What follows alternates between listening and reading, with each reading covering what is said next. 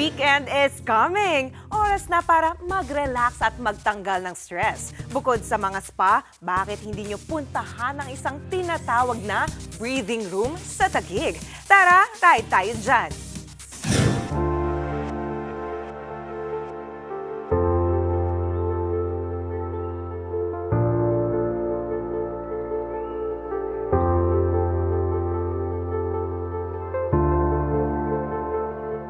Sa gitna ng pagod at pagiging busy, deserve natin ang pahinga. At dito sa Taguig, may kakaibang paraan ng pagre-relax na pihadong makakatanggal ng inyong stress.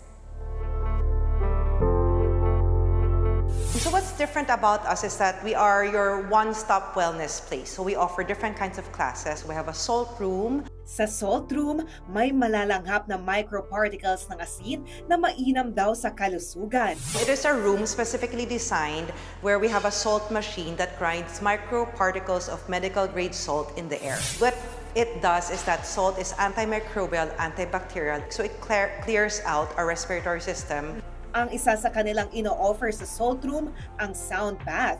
Dito, iba't ibang instrumento ang ginagamit para makagawa ng tunog at vibration para matanggal ang tensyon at maipahinga ang katawan. What's different about our practice is we use different instruments from all around the world. So sound healing, napaka-ancient practice na po ito of using sounds as a tool to enter state of relaxation. Oras na para matanggal ang stress at makapag-relax. Inhaling slowly into your nose, then exhaling slowly out of your mouth. Imagine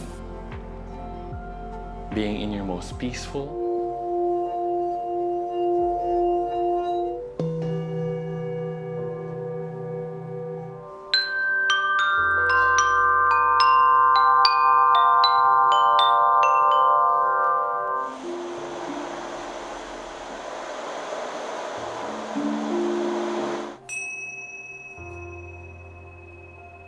Namaste.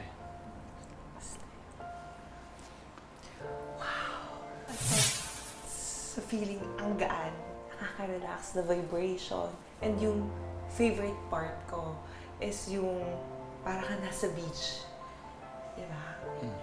Parang kasi we Filipinos, pag stress tayo sa trabaho, diba? Parang gusto natin waves sound ng. At the same time, yung salt nakatulong sa breathing ko because I have rhinitis. So, medyo na-clear siya.